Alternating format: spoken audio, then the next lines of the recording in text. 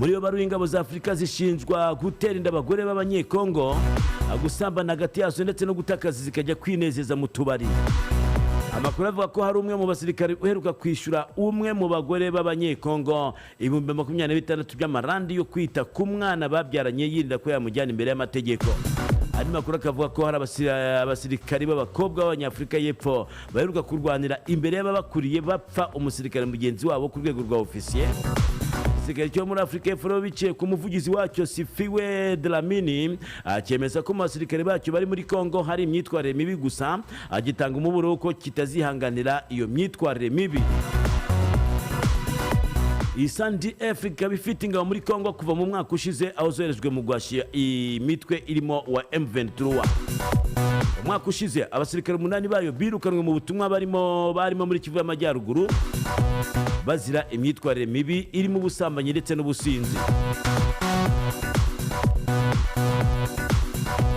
Hano kandi ku kinyamakuru bwiza.com baratubwira ko zongeye kubyara amahari hagati ya Taiwan ndetse n'Ubushinwa. Abayobozi ba Taiwan batangaje ko ubwato butwaye indege z'Ubushinwa bwarimo kwerekeza mu majyepfo y'icyo kirwa ku cyumweru. Mu gihe igisirikare cy'Ubushinwa cyasohoye video ivuga ko bwiteguye intambara ikomeye. Muri Taiwan kandi hari impungenge ko Ubushinwa bushobora gutangira ubushotoranyi bugamije intambara kuri iki kirwa bufata nk'imwe mu ntara zabwo. Minisiteri y'ingabo ya Taiwan ikaba yatangaje ko ingabo zirwanira mu mazi z'Ubushinwa zirangajwe imbere n'ubwato Liano Ning ngo zinjiye mu mazi ari hafi y'umwigimbakirwa wa Bashi uhuza amajyepfo y'Ubushinwa na Pasifika igatandukanya Taiwan na Philippines. Perezida Lai Ching-te wa Taiwan udakozwe icyo gitekerezo numwe mu bari ku isonga ry'ababona icyo kirwa nk'igihugu cyigenga nk'uko bitangazwa n'ijwi rya Amerika. Mu cyumweru gishize Lai Ching-te yavuze ko Ubushinwa nta burenganzira bufite bwo guhagararira Taiwan, yongeraho ariko ko bashobora gufatanya guhangana n'ibibazo bihangayikisha isi nk'imihindagurikire y'ibihe. Ijambo ryafashe impande zombi rigaragaza ubwigenge n'ubusugire bw'icyo kirwa, ariko rinerekana ko inzira y'ubufatanye ifunguye inashoboka, ariko ntiryashimishije Ubushinwa. Ari niyo mpamvu Ubushinwa bwarundarunze ibyo bitwara aho ngaho.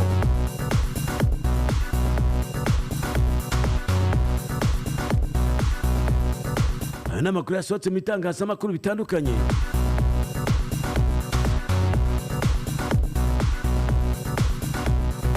Hanyuma tugiye guca amakuru igihe.com. Amerika yemereye Israel imashini zishwanyaguriza ibisasu mu kirere. Hano batubwira ko Leta Zunze Ubumwe za Amerika zatangaje ko zigiye guha Israel inkunga z'ibikoresho bya gisirikare bikoreshwa mu bwirinzi bukumira za misile zishobora guterwa kuri iki gihugu cyo mu burasirazuba bwo hagati, ndetse n'abasirikare bo kubikoresha nabo ngo Amerika irababaha. Minisiteri y'ingabo ya Amerika no Pentagon ikaba yatangaje ku wa 16 Ukuboza ko ibyo bikoresho ari ibizwi nka the Terminal High Altitude Area Defense. Ibikoresho nibikorwa nyine Washington igiye gukora mu gihe Iran iherutse kugaba ibitero kuri Israel mu minsi ishize, hindwa ko Tehran yakongera kubigaba bikaba byakwangiza ibintu byinshi. Umuvugizi wa Pentagon General Major Pat Ryder yavuze ko iyoherezwa ry'ibyo bikoresho ryemejwe na Minisitiri w'Ingabo Lloyd Austin abibwirijwe na Perezida Joe Biden.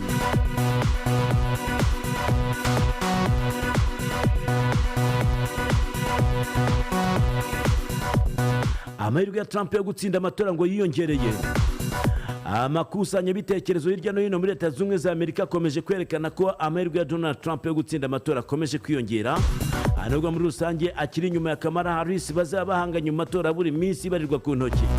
Mu kwezi gushize ikusanya bitekerezo ryakozwe na NBC ryerekanye ko Trump ari inyuma ya Harris aho yarushwaga amajwi 5% muri rusange. Muri uku kwezi iri kusanya bitekerezo ryerekana ko bombi banganya amahirwe aho buri wese afite 48% yo gutsinda. Naho ABC yo yerekana ko Harris ayoboye n'amajwi 50% kuri 48 ya Trump.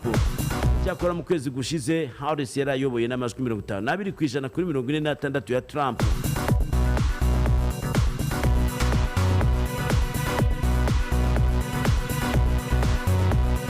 Hanyuma dusimbukiye mu gihugu cya Brazil. Twanyura ku cyamakuru Kigali Today yagiye mu gipolisi agamije kuzafata uwishe se bimutwara imyaka 25. umugore muri Brazil yeguriye ubuzima bwe gushakisha umwicanyi wishe se kugira ngo agezwe mu butabera, bituma ajya no mu gipolisi ariko ashyirwa afashe uwo mwicanyi nyuma y'imyaka 25 akoze ubwo bwicanyi, bituma umuryango wiruhutsa ko ugiye kubona ubutabera. Tariki ya 16 Gashyantare 1999 witwa Givaldo José Vicente de Deus yararashwe arapfa nyuma yo kutongana cyane n'umuntu witwa Raimundo Alves Gomes, bakaba barabikoreye mu kabari ko mu mujyi wa Boa Vista. Izo ntonganya ngo zari ziturutse ku ideni ry'amafaranga 150 yo muri Brazil yari afite agaciro k'amadolari 29 icyo gihe muri 99. Bivuga ko iryo deni ari ryo Givaldo yari afitiye Gomez, hanyuma baratongana cyane muri ako kabari, ariko Gomez ngo yaje gusohoka agaruka azanye imbunda arasa Givaldo icyo gihe wari ufite urugo n'abana 5, amurasa mu mutwe ahita amwica. Gomez akimara kumwica ngo yahise ahunga ava aho hantu, hanyuma hoherezwa inyandiko nyinshi zo kumuta muri yombi ariko baramubura. Ku rundi ruhande umuryango wa Givaldo wari mu gahinda ko gupfusha umuntu, ariko wo wamwishe akaba atazigeragezwa imbere y'ubutabera kuko yari yarabuze. Aganira cy'amakuru cyo muri Brazil cyitwa Novaro, uwo mugore w'umupolisi witwa Gislaine Silva de Deus agira ati rwose umuryango wari usigaranye agahinda gakomeye. Mama wari usigaranye abana 5 yarahirimbanye cyane kugira ngo aturere. Ibyo bibazo byashoboraga gutuma duhita ducika intege tukajya mu nzira mbi, ariko mama yahoraga atwigisha ko tugomba kunyura mu nzira nziza. Navuga ko yafashe icyemezo cyo kujya mu gipolisi agira ngo azashakishe uwishe se, ariko nyuma y'imyaka 25 bigeraho amuta muri yombi.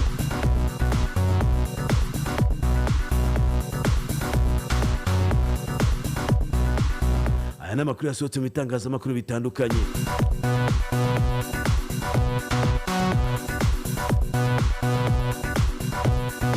Hanyuma tujye ku makuru Rwanda Tribune. Baratubwira ko inkuru iva mu Burundi ngo inyeshyamba za FRN zateye utwatsi ubufatanye bwazo na Padiri Nahimana. Abarwanya umutwe wa FRN ngo baravuga ko nta gahunda yo gufatanya na guverinoma ikora mu buhungiro. Itangazo uyu mutwe wa FRN wanyujije ku murongo wa YouTube ukoreshwa nabo barwanyi wateye utwatsi byavugaga ko waba uri mu biganiro na guverinoma ikora mu buhungiro ya Padiri Nahimana Thomas. Uyu mutwe ukavuga ko wagize amakenga ku itangazo riruka gusohoka rivuga ko FRN na FDLR bigiye gukorera hamwe na Padiri Nahimana. Umutwe wa FRN warebeye mu ndorerwamo ngo ebyiri by'iryo tangazo, aho wavugaga ko bishoboka ko yaba ari umwanzi wabiyitiriye cyangwa se ari Nahimana ubwe, kuko yakomeje guhimba ibinyoma ko afite ingabo muri Kongo mu rwego rwo gukomeza gucucura abaturage ngo barya amafaranga yabo.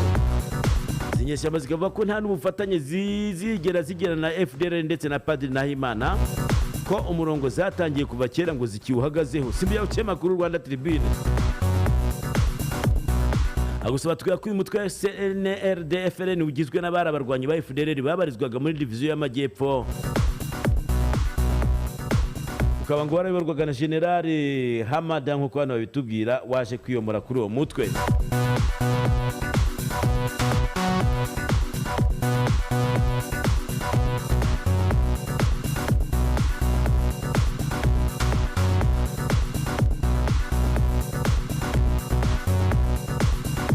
Hanyuma dusimbukiye mu karere ka Rutsiro,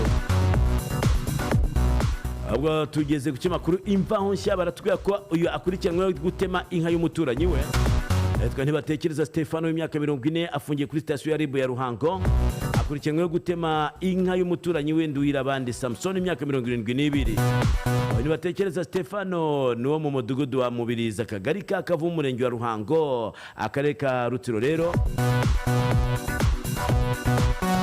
bari Ruhango si Gihangora, akaba akurikiranweho gutema inka ya Nduhirabandi Samson wo mu mudugudu wa Nyundo, akagari ka Kavu, muri ako karere, ayisanze mu kiraro cyayo mu murima ngo bapfa amakimbirane y'uwo murima baguze.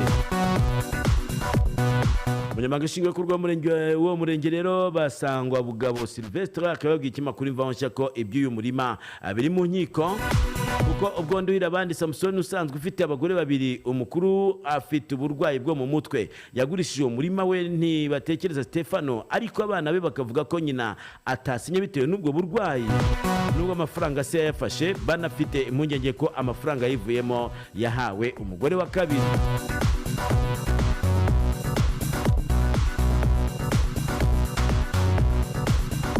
tukiri ku cyamakuru imvaho nshya kandi mu karere ka Rutsiro umugabo yicisha umugore we ifuni. Abatwa ko muhaye n'Imana Claude y'imyaka 34 mu mudugudu wa Rukera kagari ka Kageyo mu murenge wa Mukura akarere ka Rutsiro yataye muri yombi akekwa kwica umugore we Munezero y'imyaka 24 amukubise ifuni. Umuturanyi w'uyu muryango yabwiye icyamakuru imvaho nshya ko babanaga badasezeranye bafitanye abana babiri bakaba bahoranaga amakimbirane y'urudaca. Umugore ashinja umugabo kumuca inyuma ubusinzi bukabije no kwaya umutungo w'urugo awujyana mu ndaya. Ati kuri icyo cyumweru masasa bazama ng'umugabo yatashye yasinze. Umugore amusabye amafaranga yo guhaha umugabo amusubiza ko ntayo afite. Akomeza agira ati batangiye gushyamirana umugabo atangira kumuhondagura agwa atari yakinze umugore asohoka yiruka umugabo amwirukaho n'ifuni bageze muri metero 20 umugabo arayimukubita umugore agwaho. Abaturage ngo bahise bafata umugabo bahita bamushyikiriza RIB. Bakanavuga kandi ko n'ubundi uwo mugabo afatwa nk'igihazi bakaba barababajwe cyane n'iri hohoterwa umugore yakorewe ryajegejeje ku kumwambura ubuzima.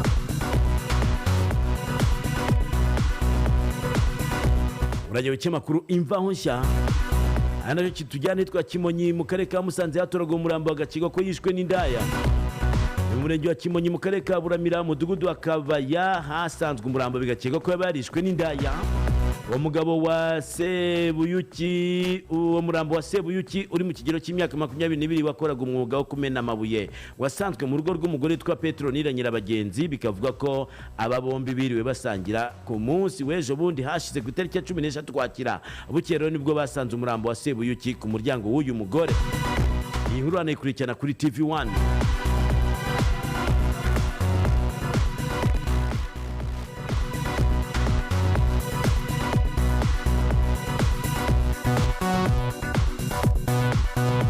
Kubakunda inkuru zanditswe muri migwi cyongereza ugiye ku cyamakuru The New Times barakubwira ati France drops prosecution of genocide suspect Calixte Mbarushimana.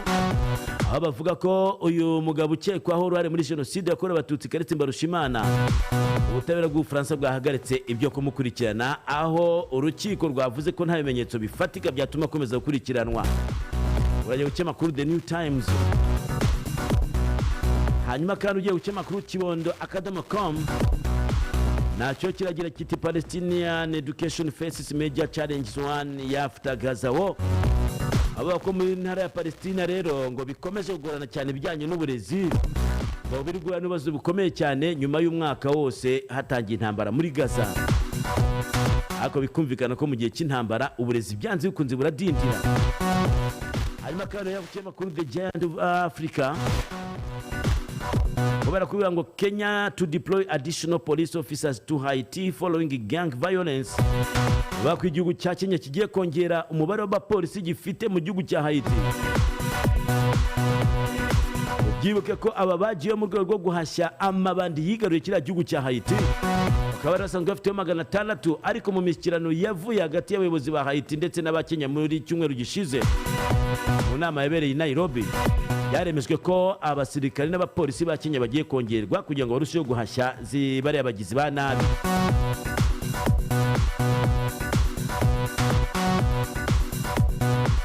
Hanyuma gihe cyamakuru musekera ko kwinyanza umwarimu akurikiranwe kwiba imodoka.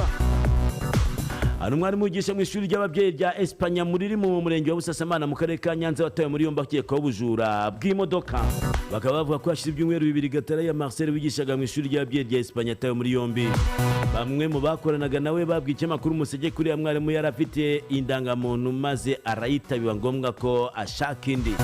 Amakuru avuga ko yaje kubaruza iyo ndangamuntu ku modoka bivuga ko yibwe ari nabwo yaje gutabwa muri yombi arafungwa. Yaje kurekurwa by'agateganyo gusa ategekwa ko azajya yitaba ubutabera gusa uko kwitaba ntiyabikoze maze RIB musanga mu kigo cya Espanya ari naho asanzwe akora ihitimuta muri yombi.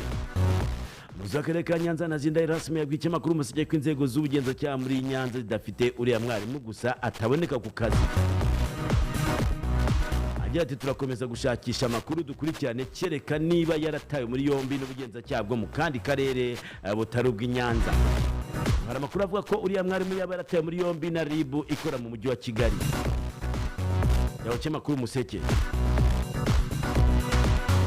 Hanyuma kandi tukiri Nyanza aho ngaho abakekwaho kwica umusekirite barafashwe. abantu bari barimo umuhwituzi batoye muri yombi bakekwaho kwica umusekirite aho umurambo we wasanzwe mu ishyamba. Ikinyamakuru Umuseke kikaba giherutse gutangaza ko hari umusekirite w'umukobwa witwaga Nishimwe Louise w'imyaka 21 yasanzwe mu ishyamba yapfuye. Hari mu gitondo cya tariki ya 19 Nzeri 2024 yasanzwe mu mudugudu wa Kirwa mu kagari ka Mushirarungu mu murenge wa Rwabicuba mu karere ka Nyanza. Icyo gihe ubuyobozi bw'akarere ka Nyanza bwemezaga ko nyakwigendera yishwe ahotowe. Inzego z'ubugenzacyaha zahise zitangira iperereza kuri ubu zikaba zarataye muri yombi abantu babiri barimo umuhwituzo mu mudugudu wa Kirwa ndetse n'uwitwa Kayijamahe Abidan. Abombi bakekwaho kwicira umukobwa wakoreraga kampani yitwa Top Security.